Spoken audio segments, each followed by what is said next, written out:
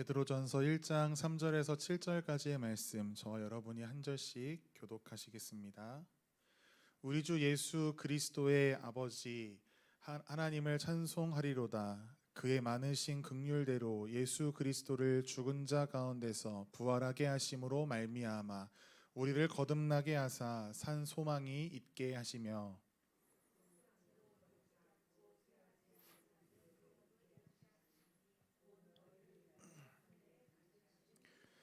너희는 말세에 나타나기로 예비하신 구원을 얻기 위하여 믿음으로 말미암아 하나님의 능력으로 보호하심을 받았느니라.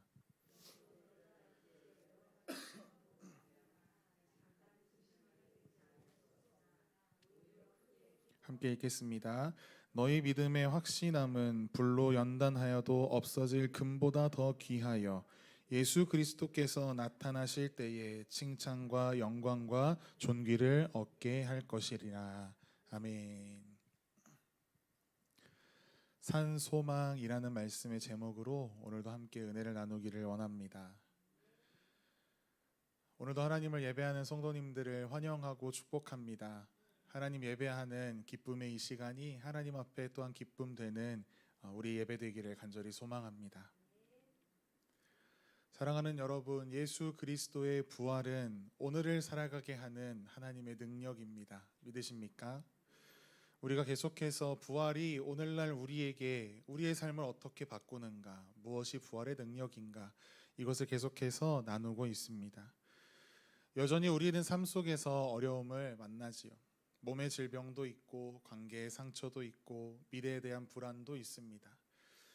신앙생활을 오래 했어도 언젠가는 마음이 무너지는 날이 있고 하나님이 멀게 느껴질 때가 우리에게 언제나 있습니다. 늘 말씀드리지만 우리가 예수 그리스도 믿는다라고 해서 우리의 삶의 모든 문제가 사라지지 않습니다. 부활을 믿는다고 해서 인생의 고난이 없어지는 것도 아닙니다. 그러면 우리 안에 질문이 한 가지 생기는 것이지요. 부활은 대체 우리의 삶에 어떠한 변화를 가져다 주는가? 부활은 실제로 우리의 삶에 어떠한 힘을 가져다 주는가? 오늘 베드로전서 말씀은 그 질문에 대하여 답합니다. 특별히 이 편지는 편안한 환경 속에서 신앙생활을 하던 자들에게 쓴 편지가 아니었습니다. 핍박과 고난 가운데 살아가던 성도들을 향한 편지입니다. 당시 교회는 로마 제국 아래에서 점점 고립되어져 가고 있었습니다. 예수님을 믿는다는 이유만으로 조롱받고 멸시를 받으며 배척을 받고 천대를 당하였습니다. 당시 로마 사회는 황제를 신으로 모시는 문화가 있었기 때문에 그렇습니다. 그런데 그리스도인들은 자꾸만 오직 예수 그리스도만이 우리의 왕이 되신다, 이렇게 고백하니까 자꾸 사회적으로 질타를 받게 된 것이죠. 우리가 지금 예수님이 주님이시다라고 고백하는 것과 이때 이 사람들이 예수님은 나의 주님이시다라고 하는 고백은 조금의 순도 차이가 있을 것 같습니다. 세상의 권력보다 예수 그리스도를 더 높은 존재로 인정하고 고백하는 것은 그들의 목숨을 건 믿음의 선포였습니다. 그래서 성도들은 세상이 바라볼 때에 너무나 불편한 존재가 되어갔습니다. 그들이 일을 하는데 불이익을 당하기도 하고 심지어 가족에게도 공동체에게도 배척을 당하고 어떤 이들은 감시와 죽음의 위협 속에서 예수님을 믿는 이 삶들을 살아내었습니다. 로마는 기독교인들을 향해서 계속해서 이상한 소문을 퍼뜨리는 것이지요. 저 사람들은 황제를 섬기지 않는다, 사회 질서를 무너뜨리는 위험한 사람들이다, 폐쇄적으로 모여서 자기들끼리만 예배한다. 이런 오해와 압박들이 계속되니까요, 성도들이 믿음 안에서 흔들리기 시작하는 것이지요. 정말 하나님 살아계신 게 맞나? 왜 예수님 믿는데 이 핍박은 자꾸 거세지는 거야? 왜 의롭게 살려고 하는데 우리는 자꾸 손가락질 당하는 거야? 삶이 흔들리고 믿음이 흔들리고 현실이 무너지는 성도들에게 오늘 베드로는 부활의 소망을 이야기하고 있습니다. 그런데 놀랍게도 베드로가 이 부활의 소망에 대하여 이야기할 때 너희가 부활의 소망을 가지고 있으니 곧 괜찮아질 거야 라고 이야기하지 않습니다. 고난이 금방 끝날 것이다 라고 말하지도 않습니다. 대신 이렇게 말합니다. 너희에게는 산 소망이 있다. 오늘 이 시간 하나님께서 우리 모두에게 인산 소망을 다시 붙들게 하시는 은혜가 있기를 간절히 소망합니다. 오늘 본문 3절 말씀을 우리가 다시 한번 읽어보겠습니다. 우리 주 예수 그리스도의 아버지 하나님을 찬송하리로다. 그의 많으신 긍휼대로 예수 그리스도를 죽은 자 가운데서 부활하게 하심으로 말미암아 우리를 거듭나게 하사 산 소망이 있게 하시며. 아멘. 베드로는 가장 먼저 부활을 이야기하고 있습니다. 그리고 그 부활로 말미암아 우리의 삶에 산 소망이 주어졌다라고 설명합니다. 여기서 중요한 표현, 살아있는 소망이라는 것이죠. 왜 부활을 살아있는 소망이다라고 표현했을까요? 이 세상의 소망들은 언젠가는 다 없어 죽어버리는 것들이기 때문입니다. 세상 사람들은 많은 것들을 소망을 삼고 살아갑니다. 돈과 건강, 좋은 직장, 관계, 안정된 미래가 있으면 행복할 줄 압니다. 그런데 우리가 그것이 다가 아니라는 것, 그것이 우리의 정말 행복과 기쁨을 영원히 보장해주지 않는다라는 것을 잘 알고 있습니다. 세상의 소망은 생각보다 너무나 쉽게 무너집니다. 건강도 흔들리고, 관계도 변하고, 경제도 무너지고, 사람도 언젠가는 떠납니다. 내가 붙들었던 세상의 것들은 언젠가 무조건 사라진다라는 것이죠. 그래서 세상의 소망은 다 조건부입니다. 상황이 좋으면 희망이 살아있는 것이고 상황이 무너지면 희망도 함께 무너지는 것이죠.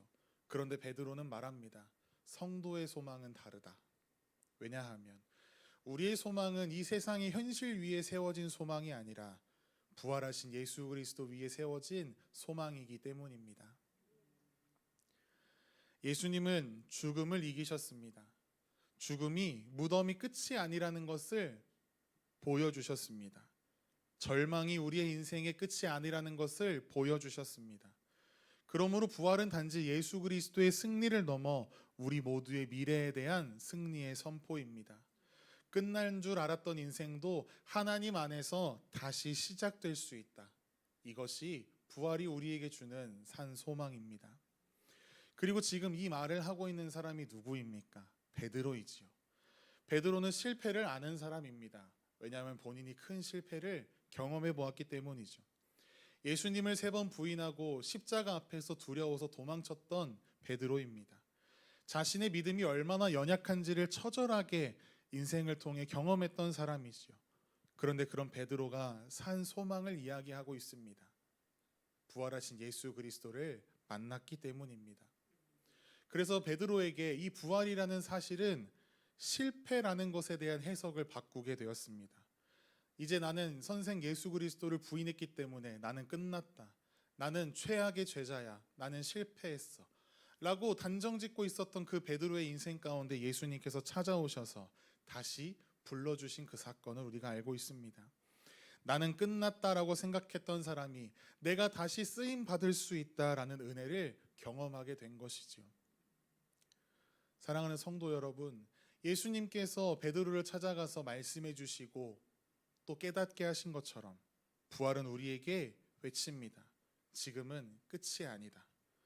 그래서 성도는 절망 속에 있어도 완전히 무너지지 않습니다. 살아계신 예수 그리스도께서 우리의 소망이 되시기 때문입니다. 그래서 베드로는 이어서 4절 가운데 놀라운 이야기를 합니다. 4절 말씀 함께 읽도록 하겠습니다. 썩지 않고 더럽지 않고 쇠하지 아니하는 유업을 있게 하시나니 곧 너희를 위하여 하늘에 간직하신 것이라. 베드로는 성도들에게 이미 준비된 유업이 예비되어 있다라고 말합니다. 그런데 그 유업은 이 땅의 것들과 다릅니다. 세상의 것들은 다 쇠하고 썩어 없어집니다. 젊음도 건강도 돈도 명예도요.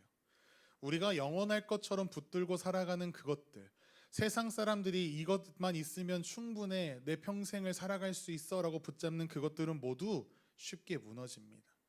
그래서 세상 사람들은 늘 불안해합니다.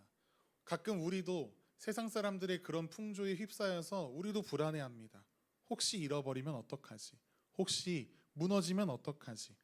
그런데 베드로는 성도의 유업은 다르다라고 이야기합니다. 썩지 않으며 쇠하지 않는다. 왜냐하면 하나님께서 그 영원한 유업을 보존하고 지키고 계시기 때문입니다. 이 베드로전서가 쓰여질 당시의 성도들은 자신들이 예수 그리스도를 믿는다라는 이유 때문에 재산을 빼앗기고 삶의 터전을 잃어버리고 핍박 가운데 살아가는 자들이라고 말씀드렸죠. 그런 이들에게 베드로가 이야기하는 것입니다. 너희는 결코 모든 것을 빼앗긴 자들이 아니다. 왜냐하면 가장 중요한 것을 하나님께서 예비해 두셨기 때문이다. 사랑하는 여러분, 우리가 늘 고백하지만 우리의 인생이 이 땅에서의 삶이 전부가 아니라는 것을 정말 믿으십니까? 우리는 잠시 지나갈 이 세상을 붙들기 위하여 살아가는 자들이 결코 아닙니다. 우리는 영원한 하나님 나라를 바라보며 살아가는 자들입니다. 그래서 부활신앙은 우리의 시선을 바꿉니다. 지난주에 말씀으로 나눈 것처럼 위를 바라보는 삶을 살게 한다라고 말씀드렸습니다. 세상은 우리에게 지금 너의 눈앞에 있는 거에 집중해야지 어딜 바라보는 거야 라고 이야기하지만 부활은 영원을 바라보게 합니다.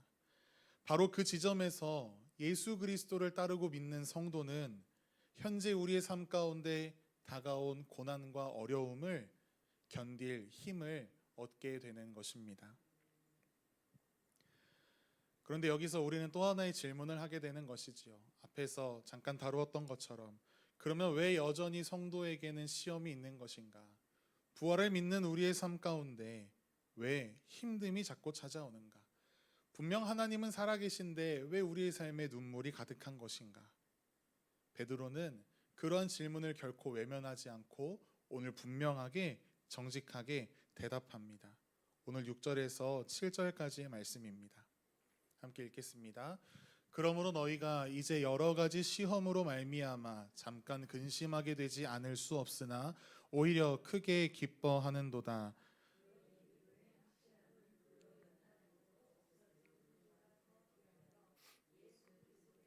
나타나실 때에 칭찬과 영광과 존귀를 얻게 할 것이니라. 아멘.